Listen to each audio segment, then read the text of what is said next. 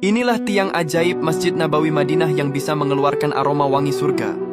Di balik kemegahan Masjid Nabawi di Madinah, terdapat satu titik yang menyimpan kisah cinta luar biasa antara seorang hamba, Sang Pencipta, dan Rasulullah SAW.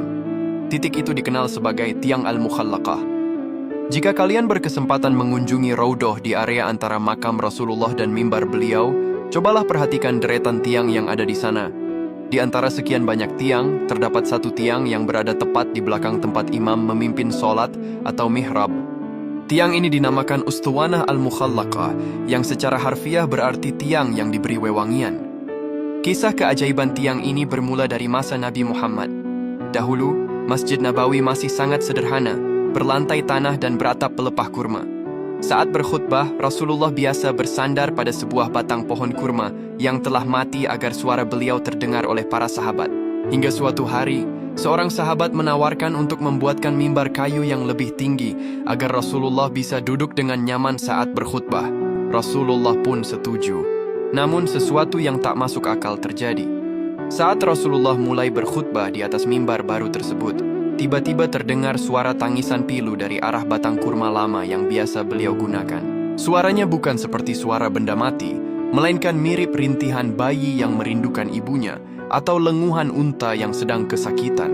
Seluruh sahabat yang hadir di masjid saat itu terdiam dan merinding mendengar tangisan tersebut. Batang kurma itu menangis karena merasa rindu dan sedih tidak lagi bersentuhan dengan tubuh mulia Rasulullah. Melihat hal itu, Rasulullah turun dari mimbarnya. Beliau menghampiri batang kurma tersebut, lalu memeluknya dengan penuh kasih sayang. Ajaibnya, seketika suara tangisan itu mereda dan berhenti, persis seperti bayi yang tenang setelah didekap sang ibu. Rasulullah kemudian bersabda bahwa jika beliau tidak memeluknya, batang kurma itu akan terus menangis hingga hari kiamat karena kerinduannya kepada beliau. Tak lama kemudian, batang kurma tersebut dikuburkan di tempat ia berdiri, dan disitulah kini didirikan Tiang Al-Mukhallaqah. Nama Al-Mukhallaqah muncul karena tradisi yang dimulai sejak zaman dahulu. Untuk mengenang peristiwa tersebut dan sebagai tanda penghormatan, para sahabat dan generasi setelahnya sering mengoleskan khaluk, sejenis minyak wangi campuran dari safron dan aroma khas lainnya pada tiang ini. Hingga saat ini, area tersebut selalu dijaga kebersihannya dan seringkali menebarkan aroma yang sangat harum. Bagi para peziarah, mencium aroma di sekitar tiang ini seolah membawa imajinasi mereka pada suasana surga yang penuh kedamaian.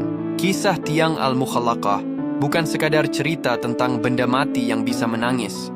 Ini adalah pengingat bagi kita, jika sebatang pohon kurma yang sudah mati saja bisa merindukan Rasulullah sedemikian hebatnya, bukankah kita sebagai manusia seharusnya memiliki kerinduan yang jauh lebih besar kepada beliau? Saat kalian berdiri di Masjid Nabawi nanti, sempatkanlah menoleh ke arah tiang ini.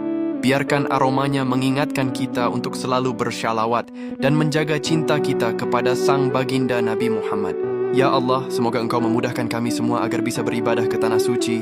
Amin. Allahumma salli ala Sayyidina Muhammad.